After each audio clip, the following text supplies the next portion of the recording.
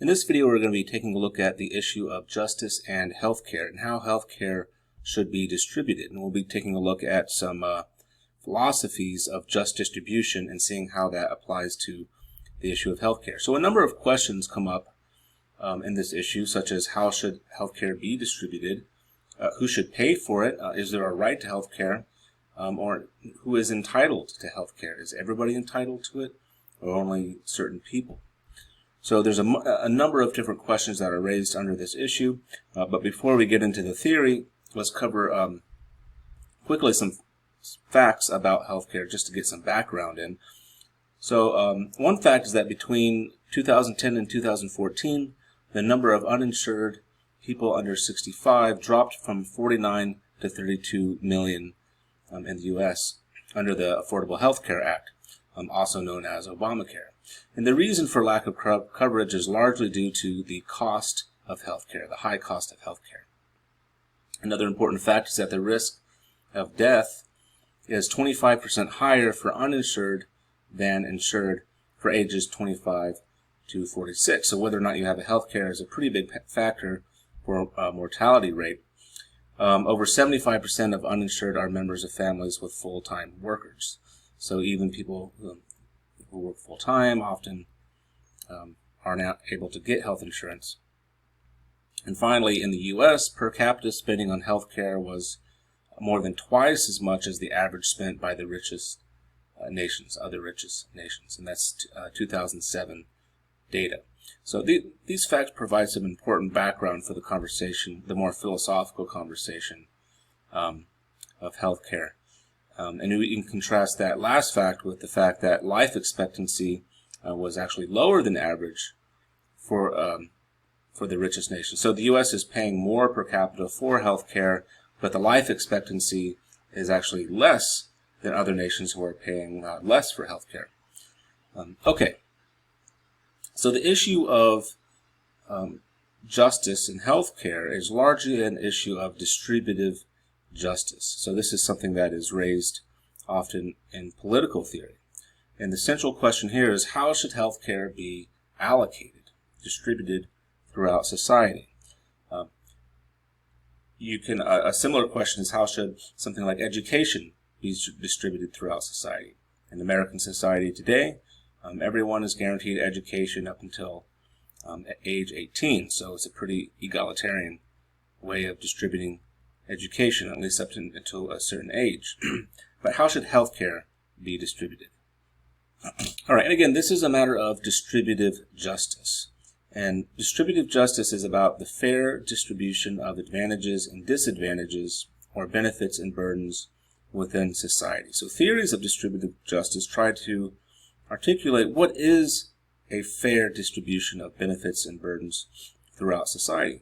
And here are just some examples of benefits and burdens within society. So benefits include income, property, certain public services like education, safety through a police force, and in our case, healthcare would also be a benefit. There are also many burdens that are distributed throughout society. The big one is taxation. Taxes is a burden, but there are others as well. Other social burdens, for example, pollution. So in order to manufacture goods, we need factories, but those factories will usually produce some pollution, and that can have some negative effects of people who come in contact with it. So that is a burden that society incurs, but who should bear that burden within society? How should that kind of burden be distributed? So this is the kind of thing that we talk about when we're looking at issues of distributive justice. And political debates about the allocation of these benefits and burdens, they often implicitly appeal to theories of distributive justice. So, for example, in certain areas, some political leaders and policymakers are swayed more by certain political or theoretical approaches than other theoretical approaches. In more sort of libertarian areas, they're going to be swayed more by libertarian theories of distributive justice versus other theories. So the point here is that the theoretical part of this has important practical implications. Okay, So let's start looking at three theories of distributive justice.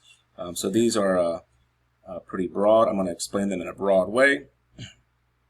And we'll start with libertarian theories of justice. So according to libertarian theories of justice, specifically just distribution, the benefits and burdens of society should be distributed through the fair workings of a market system and the exercise of liberty rights of non-interference by the government and other individuals. So the core value within libertarian theories of justice is liberty. Specifically, a conception of liberty called negative liberty or negative freedom, in which we have freedom from interference from other people and the government. And property rights is also a very important value for libertarian philosophy.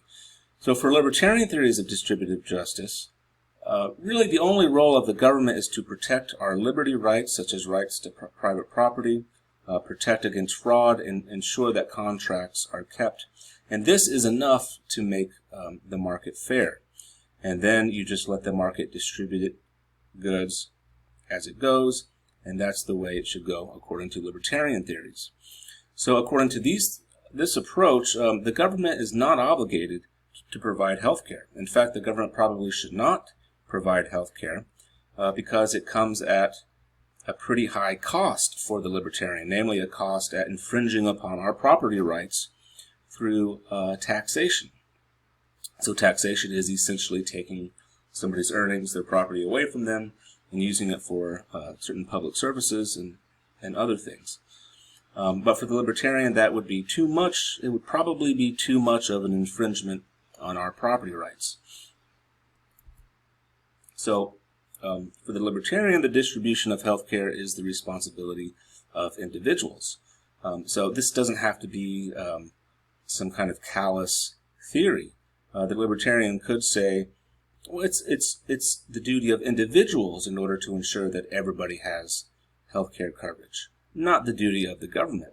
So they would probably support setting up charity organizations in order to supply health care for everyone or for people who need it. Okay, so the second sort of broad theory of distributive justice we'll look at is utilitarian theories of justice. So according to these theories of just distribution, a just distribution of benefits and burdens is one that maximizes the net good of society. So our policies should be made such that they will promote overall good or overall well-being within society. So the government should distribute health care in such a way that it maximizes overall well-being in society. Now, would a utilitarian approach justify health care for all? Well, it may depend. It may depend on the society. It depends on how much resources the society has. If it's a very wealthy society, then it may be able to justify health care for everyone. Or it could justify maybe a kind of two-tiered system of health care that you see in the United States and other places where you have a combination of public and private. So the answer is, well, it depends on whether or not a utilitarian theory could justify universal health care. Now, we can raise some questions about this utilitarian approach. Are there any problems with this approach to distribution? Well, many criticize utilitarianism, or at least this approach to distributive justice, on the grounds that utilitarianism has difficulty considering individual rights. So, for example, utilitarianism, in an effort to maximize overall benefit, that may require infringing upon some people's rights, and that many people would consider that to be a problem for the utilitarian. Okay, so let's move on to the third approach to distributive justice, which is egalitarian theory of justice. So according to this approach, important benefits and burdens of society should be distributed equally. Now, when it comes to health care, that could mean one of two things. Depending on what it is, what is the benefit that we're considering. One approach is that the benefit that we want to distribute equally is good health itself, good health in and of itself. So according to this approach and this understanding of the benefit, a just society is one that tries to make everyone healthy. So good health is the benefit that we need to provide and distribute equally. But the other interpretation of the benefit is that some level of health care should be distributed equally. Now, generally, one is considered problematic because, well, for two reasons. If we're attempting to distribute good health equally is, number one, not very feasible. This would require trying to get everyone to eat healthy, trying to get everyone to exercise, and so on. And that leads to the second problem, which is that it would require too much infringement upon our freedoms. Trying to ensure that everyone is equally healthy would require the government making everyone eat a healthy diet, requiring that everyone exercise, at least on one approach. So, number two is probably the better way of interpreting the benefit. That some level of health care should be the benefit that is equally distributed. Now, unlike the utilitarian approach, overall good of society is not the ultimate consideration in this system of distribution. For the egalitarian, the problem with utilitarianism is that there could be cases in which everyone's interest is not counted equally, and that undermines the value of equality. So for the utilitarian, all that matters is maximizing overall well-being. So here's an example. Under utilitarianism, you could justify a system in which random people are selected to have their organs harvested. John Harris has argued on utilitarian grounds that this would be a just practice because it would maximize overall well-being. It would save a lot of lives because a lot of people need organs in order to live. So you could sacrifice one person, harvest their organs, and save, 5, 6 other people. Now, most people think that this would be problematic because it undermines this person's right to life. Okay, so those are a few theoretical approaches to just allocation of healthcare. Now, another approach is to consider whether we have a right to healthcare, specifically a universal right. So the first thing to note about rights is that rights confer duties onto other people. That's just what a right is. And philosophers distinguish between two kinds of rights, negative rights and positive rights. So negative rights impose a duty on others not to interfere with a person obtaining something or doing something. So most rights that we think of are negative rights. The right to bear arms is a negative right. It's a right that we have to not be interfered with if we want to go out and purchase a gun. Our right to freedom of expression is also a negative right. It's a right that we have to publish and make speeches, and the government is not allowed to interfere with that.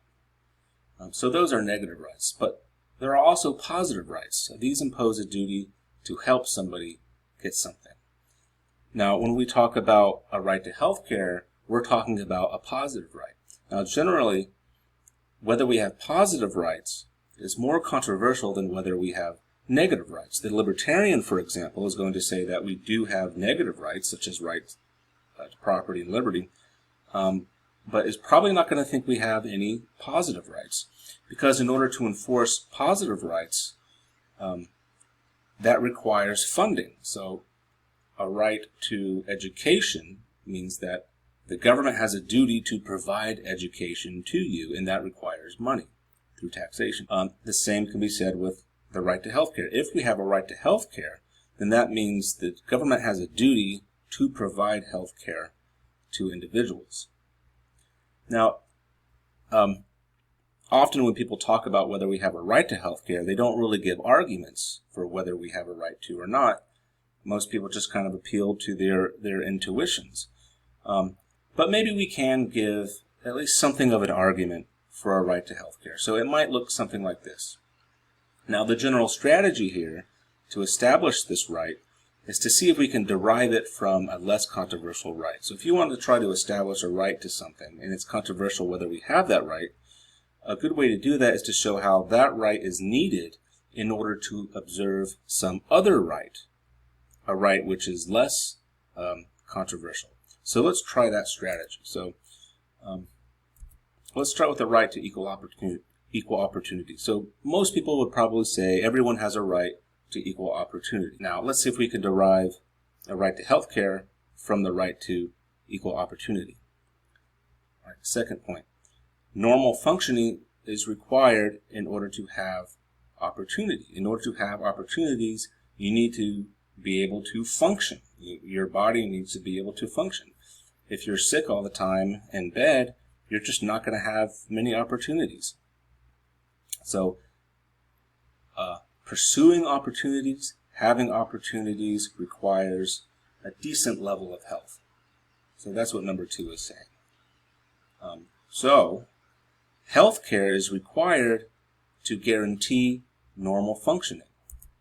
And so it follows that health care is required to observe this right to equality of opportunity.